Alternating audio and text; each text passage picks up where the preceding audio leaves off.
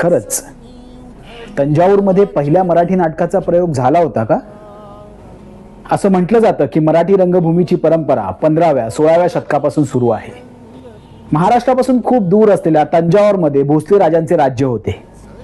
त्यांच्या दरबारात नाटकांचे प्रयोग सादर केले जात असत. छत्रपती शिवाजी महाराज यांच्या वंशातील एकोजी भोसले यांनी तंजावरमध्ये मराठा राज्य स्थापन केले आणि याच घराण्यातले दुसरे सरफोजी भोसले झाले.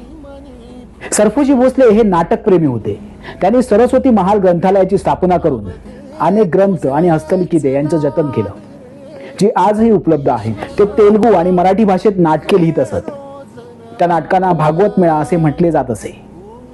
तंजावरच्या सरस्वती महाल ग्रंथालयामध्ये त्यांच्या हस्तलिखितांचा शोध लागल्यानंतर तिथे नाटकांचे प्रयोग होत होते हे स्पष्ट झालं. भोसले परंपरेत अनेक नाटकं लिहिली गेली आणि त्यांचे प्रयोग दरबारात सादर करण्यात आले.